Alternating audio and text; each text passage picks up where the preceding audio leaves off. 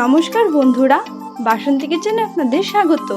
আজকে আমি তৈরি করব পনির চাউমিন। চলো রেসিপিটা দেখে নেই।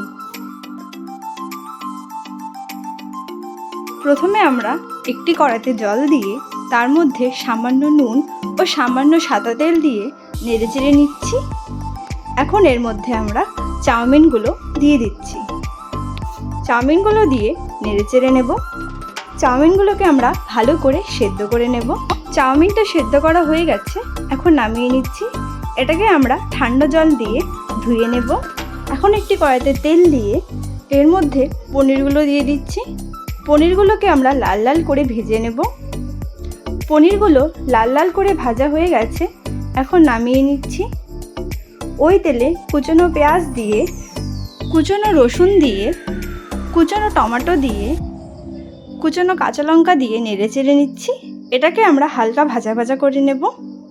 সবগুলো হালকা ভাজা ভাজা হয়ে গেছে, এখন এর মধ্যে আমরা সামান্য লঙ্কার গুঁড়ো, সামান্য চাট মশলা, সস, সামান্য green chilli sauce, soya sauce দিয়ে নেড়েচেড়ে নেব। এটাকে আমরা ভালো করে ভাজা ভাজা করে নেব। সবগুলো একসাথে ভাজা ভাজা হয়ে গেছে, এখন এর মধ্যে সেদ্ধ করে রাখা চাউমিনগুলো দিয়ে দিচ্ছি। এগুলোকে আমরা হালকা হাতে নেড়েচেড়ে নেব।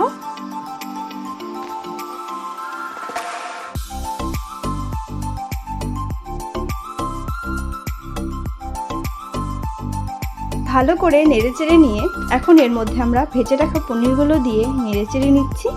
হয়ে গেছে, এখন নামিয়ে নিচ্ছি। পনির দিয়ে চাউমিন তৈরি।